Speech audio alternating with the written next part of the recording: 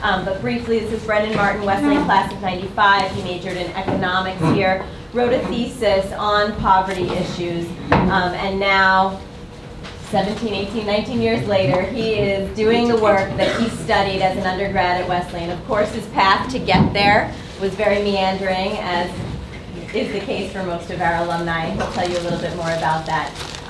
But we're very pleased to have Brendan's thesis advisor and another faculty member of his here in the room, and some CSS majors who I'm sure will benefit from Brendan's talk. Without further ado, I'll turn it right over to Brendan Martin. Great. Thank you. Thanks everyone for coming. I'll try to make this interesting and informative. We'll try to do a half an hour-ish presentation. I'm already running a little late, and then do Q&A. I'll be around after 1. We'll keep doing Q&A. So this is the easiest slide of all. That's me. I'm Brendan Martin. That's why we're here. I started and worked in an organization called The Working World, and we're here to sort of talk about social entrepreneurship, which is a very strange thing to say. It sounds like humanities business, and indeed that's pretty informative of what the reality of living and doing social entrepreneurship is actually like. For example, social entrepreneurship can get you on the cover of Barron's magazine, which, for those of you who don't know what print media is, this was one of the kind of gold standard conservative business magazine where people would actually garner investment ideas and didn't care about politics. It was all about investments. And I ended up working with people who they sort of worship Barron's. To get put on the cover was a big shock. But social entrepreneurship can get you put on the cover of a very conservative business magazine. Or it can also get you on the cover of a place like this, cutely called Lenin Reloaded, the Greek communists, which decided to talk about what we were doing in the working world. And so it's a pretty funny mix that, that social entrepreneurship gets you to. Very strange bedfellows to have in the same place. Same month that those two things came out, which was pretty wild. The Trotskyists, Greek communists dealing with their crisis, and then on Barron's. So I try to explain a little bit about social entrepreneurship, and that contradiction is a tension that's real, and you'll have to try to hold if you're interested in doing this career. So the presentation I'll do, it's going to kind of try to start off with what I've done, like what is this work that gets called social entrepreneurship, to give you a sense of that. What the social theory a little bit of what's behind our social entrepreneurship is. It's an academic setting here, so I figured there's a bit of tolerance to go into sort of ideas and concepts. But we'll try to get through that pretty quickly. There's a lot to cover, especially to get into what is social entrepreneurship, because I know there's lots of students here who might be interested in what's next and what the career is really like. We'll have time for Q&A, which could be things about like what is your theory of change, or also what's the starting salary for someone in a nonprofit. Any of those questions are fine. You will learn, this won't be a section, I'll talk a little bit about what I learned at Wes and why it matters. You'll be surprised to know that your humanities degree can actually get you a job and maybe even a career. So I'll start off with, the story begins actually back here at Wesleyan, which is like, I graduated in 1995, so that's a long time ago. But I actually wrote my undergraduate thesis on what I'm now doing social entrepreneurship with. It was under the tutelage of Donald Moon, professor here. The title of the thesis was After the Fall, because all Wesleyan theses at the time at least needed to have a colon in them. After the Fall, the persistent province of socialism. And the idea was in the mid-90s, people were still sort of reacting to the collapse of the Soviet Union and the sense that there was any alternative economically we could talk about. And the thesis was an exploration of what alternatives existed. I ended up focusing a lot on the system of worker-controlled enterprises, worker cooperatives in Mondragon, Spain, as an interesting alternative, a very decentralized one that kind of rose up from the bottom, and also about the central role of finance in allowing the worker cooperative economy, rather than just one-off worker-controlled company, to allow the entire economy to flourish, and actually make an organic, vibrant, but yet and more egalitarian economy. So that's really what the focus of the thesis was on. And as it turned out, that's what I ended up doing, was focusing on that. So I'm going to zoom ahead about 10 years of my life. So you guys, if you want to hear about, wait, what happened to you next? What was your first job? That's all cool. You can go through that to understand like what's going to, I want to know what happened a year after school. That's fine. So I'm going to zoom ahead, though, a long time, to the 2001 in Argentina. there was a massive crisis there, a financial crisis, maybe sounds familiar, born of a lot of debt, maybe sounds familiar. But there, the economy collapsed entirely. The banks literally closed, there was no money available. This somewhat centralized economy suddenly, fell apart, and a once pretty vibrant industrial economy, all the factories suddenly shut down, and all the production was suddenly closed. And what happened in this one centralized economy is the workers, who were all out of a job and no other jobs to find, actually decided to go in and restart the factories themselves. So you had about 200 factories in which workers went in and decided to run them under their own control and sort of under their own ownership. There's a movie about this. There's a number of movies, really. There's one called The Take by Avi Lewis and Naomi Klein. I actually met them when they showed this movie, and they actually brought me down to Argentina and helped found the organization. So this sudden phenomenon in Argentina, these 200 factories were taken over by their workers, this huge ecology of worker-controlled companies that lacked any history, institutions that had been built, seemed like the perfect place to apply what I'd written my thesis about, to go and try to start a financial institution. So that's exactly what I ended up doing, and then moved to Argentina to start a financial institution there to try to support these worker-controlled companies.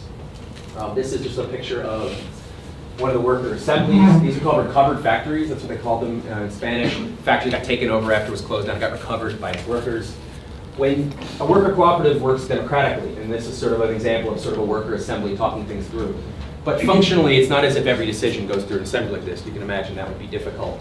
And typically in extant and successful worker cooperatives, you'll delegate, there'll be subcommittees, there'll be individuals, you will elect people, et cetera, to deal with not making every decision like this. But ultimately the control goes back to a group like this that at the very least acts like a board that reviews everything that's been happening and gets to make a decision, because these are the people for whom all the wealth created in that company is going towards. So it's them who needs to decide what's going to happen. So that's a little like what it looks like. So what I started with some Argentines I met there was an alternative investment institution. I'm not going to really get the chance to explain what it means to say alternative, but I'll try to give a couple of teasers. We invested only in worker-owned companies. That was kind of wacky. And even wackier, we did with a funky kind of finance. We did not use traditional debt or investment instruments. The way to do this, in the words of Mondragon, that you have capital that is subordinate and instrumental to people, it means you have to end up relating with the companies that you work with very differently than banks and investment banks do in our economy today. So it's kind of funky. We try to get into some of that. A simple point about it is that we're trying to maximize public wealth in a sense. We're the servants of the public. We weren't trying to maximize the profit of the individual bank. See how that that flies in the face of typical banks, which all run as businesses for their own private benefit. And I put up here just one last thing of one of our techniques we call just-in-time credit, was actually based on ideas I learned in a class by Professor Kilby, who had worked in Africa for many years. And he said, I saw lots of development projects there, and they had these big projects that I like to call God projects. They put a ton of money into something, and then, of course, once they stopped doing it, something broke in this giant waterworks, no one had the money to fix it. They would kind of take the parts and use it for something else. Or the intent would always be lost because it was not organically inserted into the economy. It was just sort of laid down by a big, high-concept organization. And instead, he said, to do things quick, dirty, and cheap, or something. I think those are roughly the adjectives. He said it was meant to be provocative, I believe. But to do things that are simple, you want to come in, you want to help and save everything, but really the best solutions, the ones that actually took, were ones that were quick and dirty and cheap, or maybe evolutionary, you could call it. I thought about calling it quick, dirty, and cheap credit, but I thought that wasn't going to fly, so we call it just-in-time credit. So you come with really just the amount of investment money that people need, no more than that, no less. It's obviously based on the concept of Japanese manufacturing, the just-in-time manufacturing that was popularized in Japan. This idea is you don't want to have a bank that just says, here, take $5 million, we don't know what you can use it for, maybe you're going to get indebted, maybe you're going to lose the money, we don't know. You actually look at what's needed and come in time, and that's been a big part of our success. So another example of how Wesleyan actually came to my aid in some very practical matters. So what did we invest in? I'm going to give a sense of what those businesses were like how we did this. I'm going to give some stories here. So I try to bring some visuals to make it a little more colorful. This is a factory called Crometal. They make industrial products as business to business. They make industrial shelving, scaffolding, kind of high-end metalworking. They were taken over by the workers. It wasn't actually violent takeovers. This wasn't about seizing. It was they went to the parliaments. They applied for. They got legal control over this old metalworking factory. It's been around since the 50s or earlier. There was about 18 workers who started it. There's now over 50. They started with a very unsteady income. They had to work 6-7 days a week. Now they have far higher than the industry standard income, and they have full vacations and all that. They've had about 77 investments from us. It's a very capital-intensive business, not only in the machinery, but really working capital-intensive. They get to sell their products for a lot of money, but they have to pay a lot for the raw materials. So they need a lot of capital on hand available. So we came to do that with them, making 77 investments over time, just in time. Again, they could call us up, and maybe within a week we'd have the loan they needed, so they could meet some big order and not fall behind. And we'd like to think that all those 77 loan investments were part of the reason that they've grown as well as they did. But for sure, the real credit belongs to these guys. Which, as you see, there were workers. They were not young. They worked in these factories for 20 or 30 years. They didn't have many options. That would, for people at that age who had worked in this factory for so long. But you might think, well, at that age, these guys aren't going to do anything new. And yet, they took over a factory that had been run in a typical hierarchical fashion by outside investors for 50 years, and they started running it themselves, and they were successful. We're underestimating people, especially by age. That's me now. This is Desdelpier. It was a shoe factory. We actually gave them the investment to build the factory that you see here. It only cost about $15,000, shockingly. The workers put up the money to pay the builders every month, but we put up all the money for the raw materials and to buy the land. And with this factory, they're able to go from working in the back of someone's house to actually, about 8 people, to actually having about 35 people working inside this factory. It's kind of an amazing story. I mean, almost everyone you see is an immigrant from Paraguay. Most of them undocumented. They came there, looking for a better future. They managed to put together this factory on their own. They made work boots. It's really hard to sell sneakers, and when most of you're competing on is brands, but businesses they don't care about the brand, they want something that works. So they actually found that making work boots was a great market. I actually have a pair myself. I should have brought them today. I don't know why I didn't. Another story, another group we worked with. So I'm actually suddenly shifting geographies. We're going from Argentina to Nicaragua. And again, I'm fast forwarding through a lot of history there. In 2009, we opened up a second branch in Nicaragua. And this is the La Leonesa Honey Cooperative.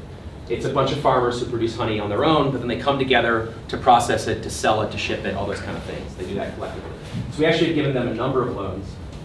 This one right here, this was for a single serving bag of honey they could produce. In places like Nicaragua, people don't have a lot of disposable income. Buying what's like a 40 Cordoba thing of honey is sort of prohibitive, especially when people usually use honey just for when they're sick or things like that. So the idea of being able to serving size packets, which is what most things are purchased by and most of the consumers in Nicaragua, was really important to them to expand the market.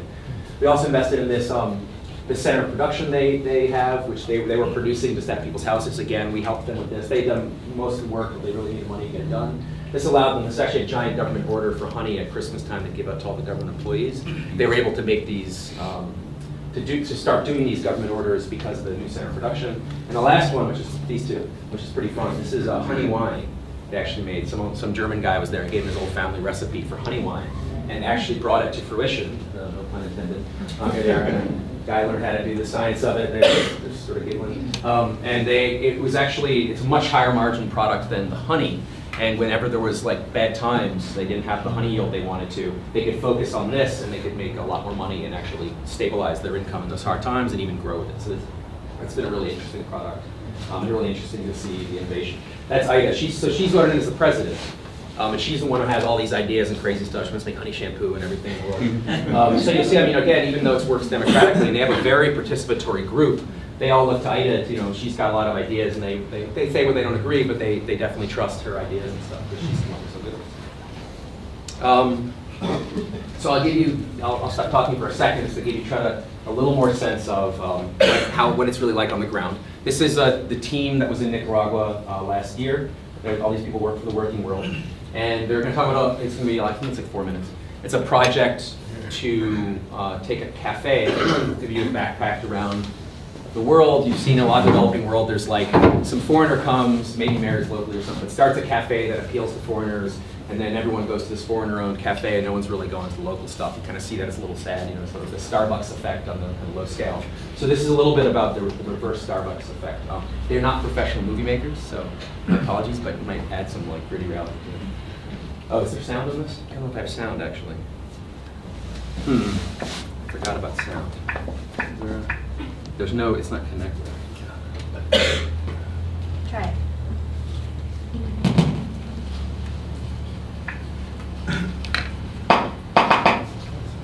Beautiful. Good evening to all friends in New York. We hope you enjoy. Now it's no longer showing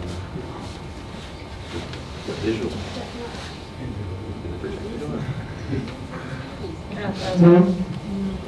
Should be one. Okay, maybe it works now. He's the best actor in the world. Scott said he's really good. Good evening to all friends in New York. We hope you enjoyed the launch party up to this point. We are investment agent for the Working Poor Nicaragua. And we're going to tell you just one story out of the 48 projects that we've done in the past 2 years here in Nicaragua.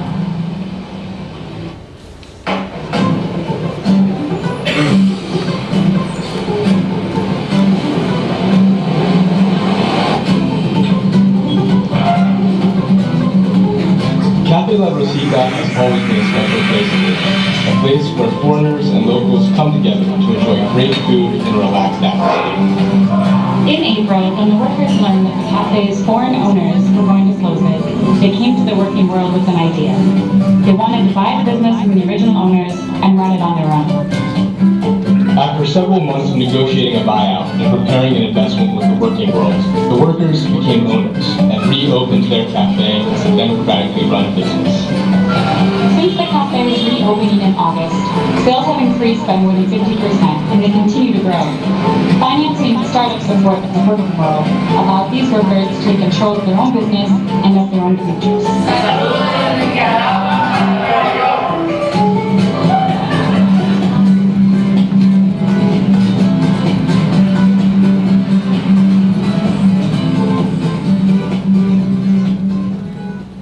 Good evening to all friends in New York.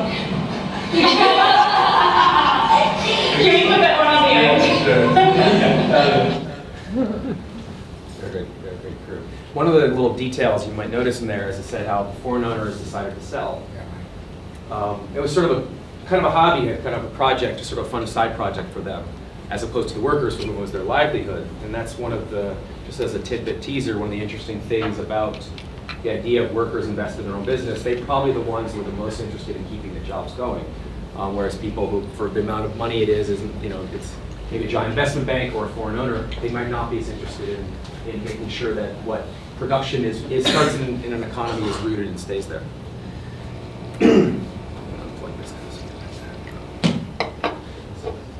So I can tell you one more story about things we've done, because now we've opened up a branch in the United States and have gotten involved in a number of cooperatives in the United States. There's a domestic workers cleaning service cooperative called Si Se Puede in Brooklyn, Sunset Park, where the women who work there now make about 2.5 times what they used to make working in the former company. We gave them a project. We started a loan for them to start making their own locally made eco-friendly cleaners, etc. There's a number of other small projects, but there's this one quite big project that took place in a factory in Chicago. This factory got kind of famous back in 2008, right after the bank bailout, and as the election campaign for Obama's first term was going on, this factory was being closed down, and there were a number of things about the closure which were illegal. Everyone was being fired immediately without their contractually obliged severance pay, there was back pay owed, a number of things like that. So for the first time in 71 years in the United States, the workers decided to occupy their factory. And oddly enough, they actually got a lot of support from the public, which has not always been so sympathetic to workers' causes like this in the United States. But right after bailing out all these banks and watching Bank of America turn down them getting paid what they were supposed to get paid contractually, the sympathies ran high. You even had Fox News calling the workers heroes. Now, I'll admit Fox News said a lot more equivocal things as well, but they did have that choice a little bit. Through a deal brokered by the Obama administration, the factory was bought out by this company called Sirius Energy. It was a giant high-concept Silicon Valley green energy company that had $140 million in venture capital.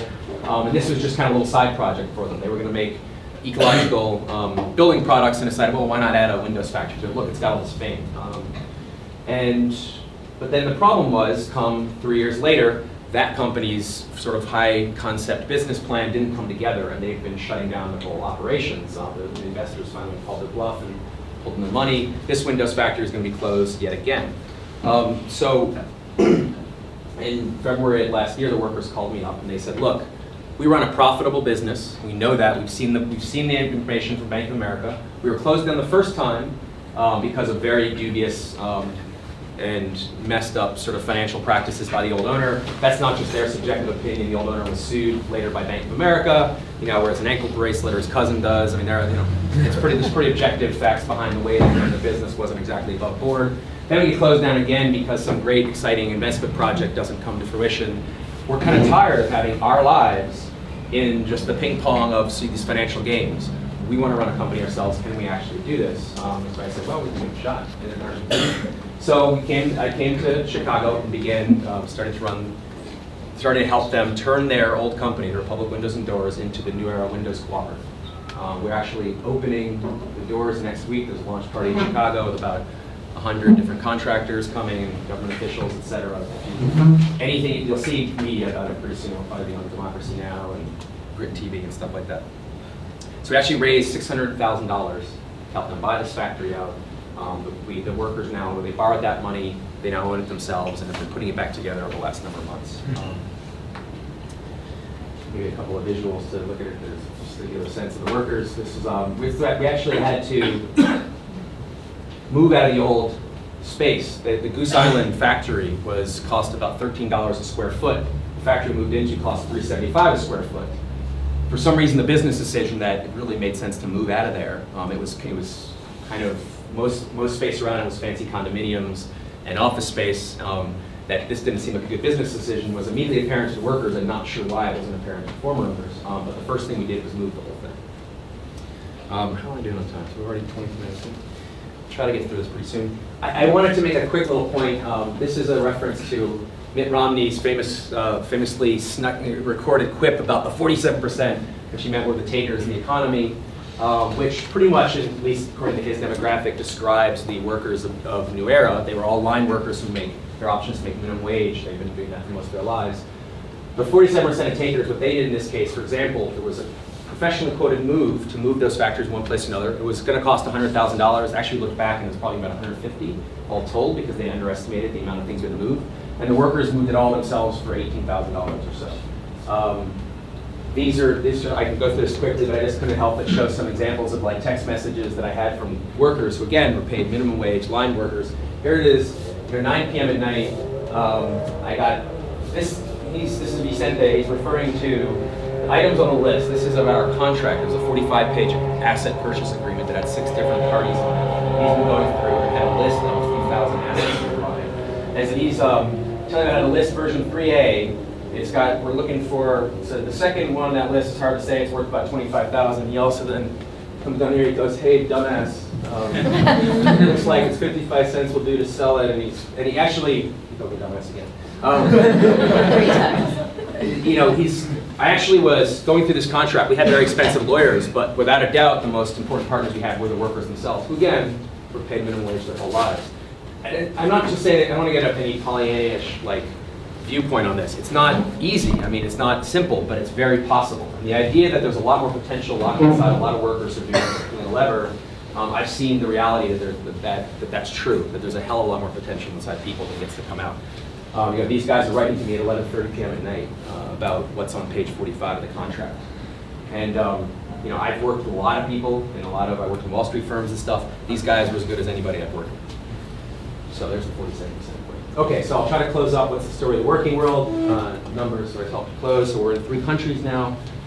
We worked with 162 different worker-run companies, and we've done that many investments. We've done investments in that many different companies. It's actually higher now. This is old. We've done 645 zero-debt investments. I can explain what zero debt is. I mentioned that we can't use debt or equity exactly as our investment instruments. We have this kind of funky hybrid, which we colorfully named zero debt. We work with thousands of workers by now. We've done over $4 million of investment. That's not how much we invested, that's how much has been returned. That's how much investment went out. Has come back. And the basic stipulation of zero debt is that if the project doesn't come to fruition, they don't pay it off.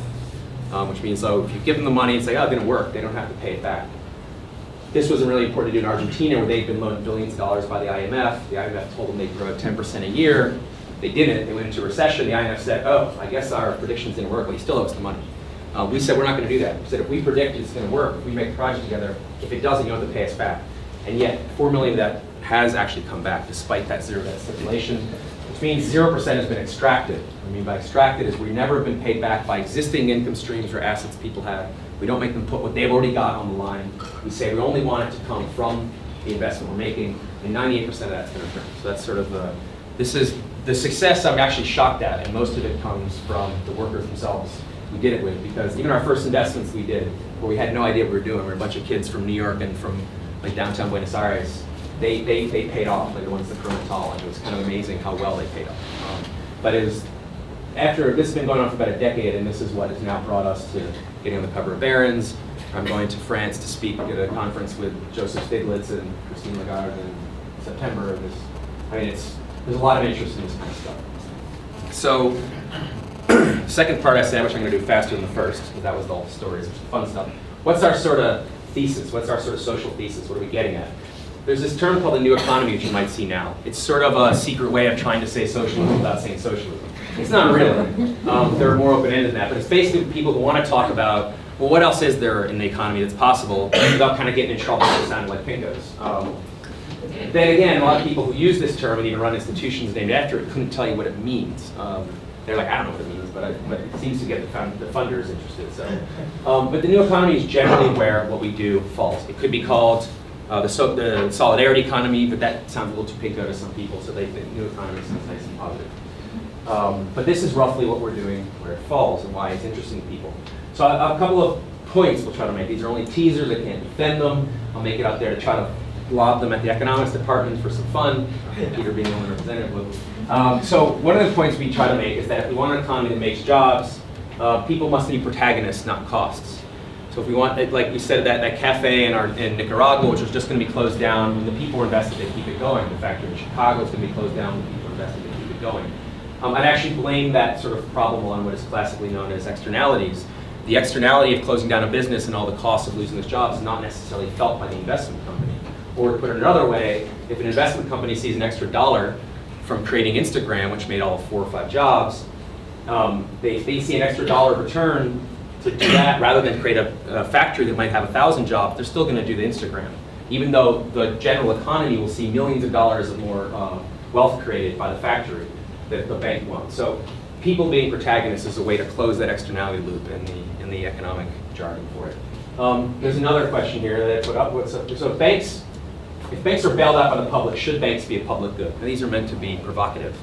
And this doesn't just mean, well, now they owe us now. We paid them, we gave them the money, they owe us. They got to be owned by us. It's not just for that reason. But the question is, if banks have such an externality, they have such an impact on the rest of us, that when their businesses go sour, we're compelled to give them close to $1 trillion to bail themselves out. $16 trillion in quantitative easing. Look it up. It's about equal to our national debt that we've given out quantitative easing. Because, as the bank said, hey, look, if we don't get help, you guys aren't going to have jobs.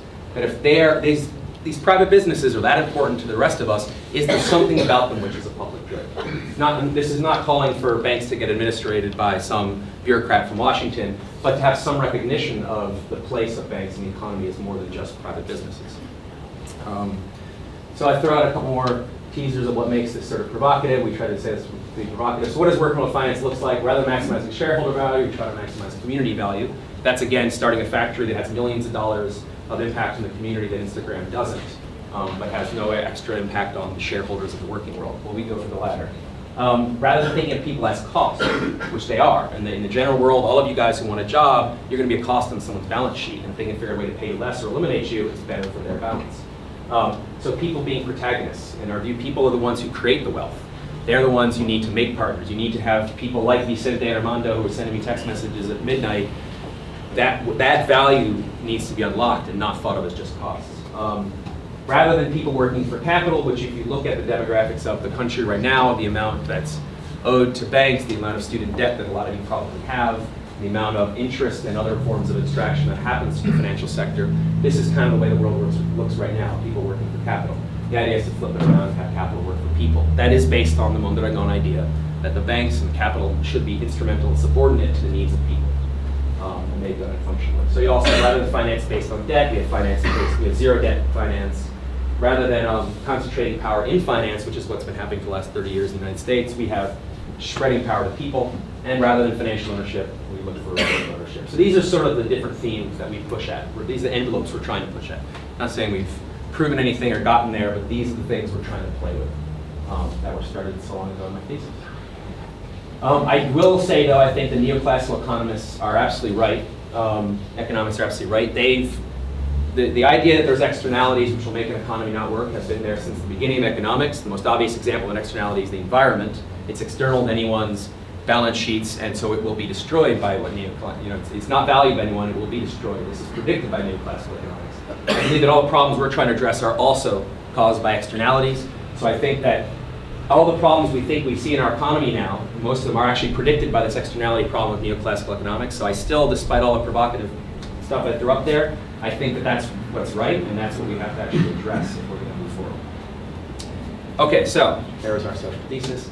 This is probably the juice. That's only almost 30 minutes, so I'll try to get done shortly. So what does it mean to be a social entrepreneur?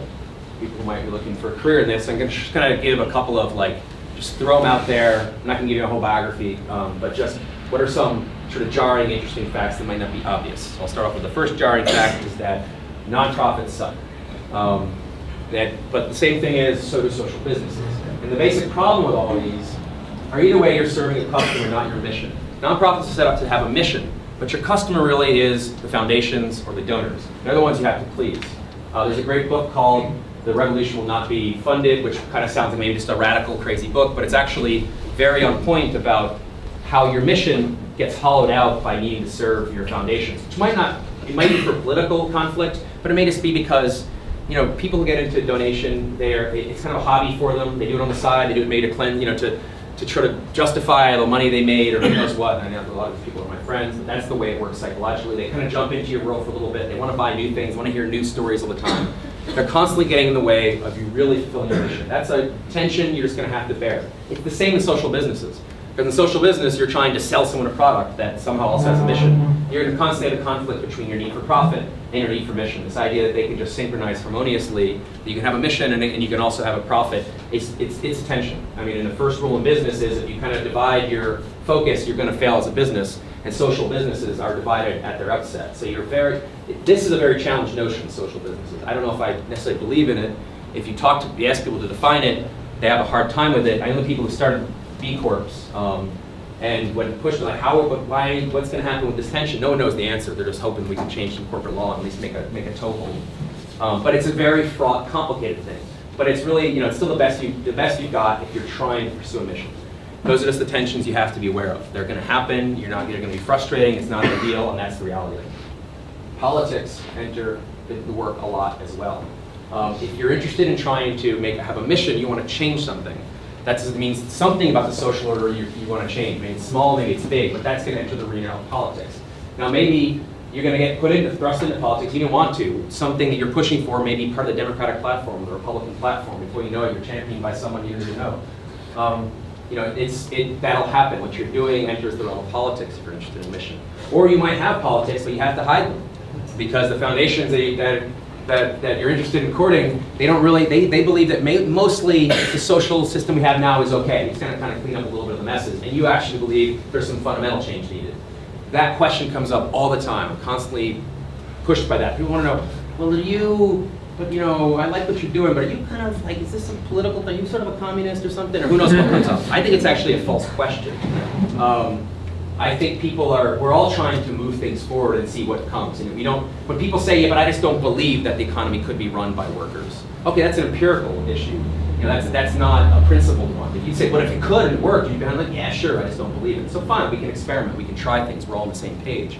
It's experimental science, but people will come at you with their identities. They maybe made a lot of money from this economy. They don't like a system which suggests that maybe this economy has some fundamentally rotten problems in it. They don't like when people call them bad for being. So if it seems like you're attacking something at its core in the social system, you're going to get blowback. And if you don't attack something at its core, you're going to find that maybe what you're doing is going to be very muddled and ineffectual. You're just kind of helping the system as it is. So I will throw out my opinion, and this is something else I learned at Wesleyan from different professors.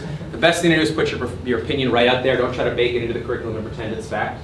So I'll tell you my opinion. Without a doubt, if you're not politically, you're not having an impact. If you're not really trying to challenge something in the social order, you're just a business anyway. I mean, Thomas Edison might say, oh, it's a social business. I'm selling light. Look at all the poor people who need light. Anything you can go back in time with, you can define as a social business that way. Everything they were doing was providing a good or service for the most part, and so many of them can be defined as social businesses. So if you don't really get into the political game, if you don't really have analysis of the power structure that you're sort of challenging in some small or large way, there's not really going to be an impact. It's just a business. The last thing to say is it's definitely work. You're attracted to it by its principles. You want to do that, but you have all these high-minded political principles. But really, the day-to-day is paperwork and numbers and things like that. And you can't be dissuaded by that. It's just the reality. It's not because you're at a crummy nonprofit that has this boring stuff. Sure, they're going to do things that are wrong, but every place you're going to be, that's going to be wrong. It's a lot of work, and that's a big challenge you face when you're attracted to something by its principles. You want to get there for its principles, and it ends up being drudgery as well. I mean, it's the impact and the interest of it can still be exciting, but you're going to have to do stuff that's going to look just like any other job you have when it comes to actually getting it done. And I will suggest that if you know business, which is not the typical profile of Wesleyan grad, but if you know business, you should learn the humanities, or maybe more applicable if we're here. If you know humanities, you should learn something about business. I kind of come at this with there's the sort of idea that you need both a brain and a heart to live. People probably heard the very oft misquoted and misattributed the dictum that, when I was young, I was a communist because I had a heart. When I was old, I was a conservative because I had a brain. It's actually not, that's not how it was originally said. It wasn't actually said by the people saying it, so it doesn't matter. But people say it all the time now, so it's really said by whoever said it to you. And as far as I can tell, a human being can't live without a brain or a heart. And I think that's very true when you're doing this stuff. The humanities and the heart, you want to set your principles. You have to have real analysis of what you're doing if you're interested in impact. You can't just jump into social business and you've been interested in business your whole life and you kind of want it to have a social feel. Like that's just, I don't want to use bad words. That's just, horse stuff. Anyway, whatever. That's not, you're just doing a business. And there's a lot of that. You'll see, if you get into this, you'll see tons of conferences that are awash with this stuff. And it's, if you don't have real analysis that's driven by moral convictions, that you learn the humanities, that's driven by history and sociology, that's driven by these analyses, you won't really ever have a concept of what an impact is. But if you don't have a brain and think, okay, great, we have this principle, it's called we want to create light, well, now we have to do it. And then how are we going to make a tungsten filament? How are we going to make an LED? That's not going to become, the conviction of your principles isn't going to help you actually do it at all. And I see this tension constantly. I get people who want to do this work who have no real understanding of the moral background or of the analysis we're doing, but they can get into the business. They like crunching numbers. I have people who, they're really driven by the principles. They're driven there, but they somehow confuse their drive to principles with actually getting it done. And so I have a hard time finding people to hire because we need people who set their principles with their heart and then try to execute them with their brain. And that's a very important thing to try to get. It's going to help you get a job too, to bring it down to brass tacks. And the last tiny bit of advice I'll give is that don't use too many words in your PowerPoint. I already did use too many. But the wall of words is just bad. It's just not going to, it's bad. So I use too many, so I'm kind of sort of an apology for the number that I already used because I wanted to give some specific points. But it's just it doesn't, what you really want is just a visual anchor, a thematic anchor. You want to have a simple thing. Most people leave your talk with one idea at the end of it. So if you have, paragraphs and then you have another slide of paragraph, you're going to leave with nothing. And you're going to find yourself reading it, or they're going to be reading it instead of listening to you. Do a Steve Jobs, just make it a visual anchor. Don't try to argue things out there. Just thematically hone your points and don't do what I just did with my slides. There we go. Thank you.